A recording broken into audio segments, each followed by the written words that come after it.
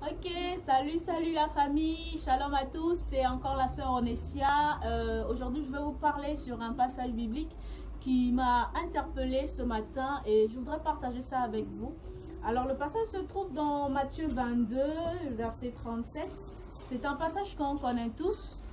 Ici ce sont les disciples qui demandent à Jésus, Maître, quel est le plus grand commandement de la loi?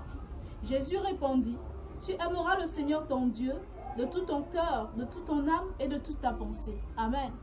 La Bible nous dit que on aimera Dieu de tout notre cœur, de toute notre âme et de toutes nos pensées. J'aimerais interpeller quelqu'un ici, afin que cette personne, la Bible nous dit, examinez-vous. J'aimerais que cette personne s'examine encore aujourd'hui et se pose la question de savoir qui est-ce qu'on aime de tout notre cœur actuellement? Qui est-ce qu'on aime de toute notre âme actuellement? Qui est-ce qu'on aime de toutes nos pensées?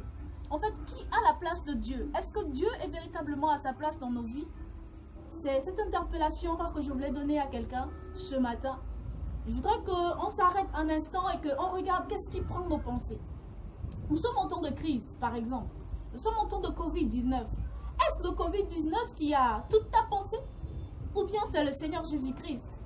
Et est-ce que c'est ton fiancé, ton mari, tes enfants que tu aimes plus que tout? Ou c'est le Seigneur Jésus-Christ? Qui est-ce que tu aimes plus que ton âme à toi-même? C'est le Seigneur Jésus-Christ ou c'est le monde? J'aimerais que quelqu'un s'interroge véritablement là-dessus. Car voici, c'est le plus grand commandement. La Bible nous dit que c'est le plus grand commandement. Tu aimeras ton Dieu de toute ta pensée, de toutes tes forces, de tout ton être, de toute ton âme. Mais aujourd'hui, on remarque que ce n'est pas le cas. Mais cela est encore possible.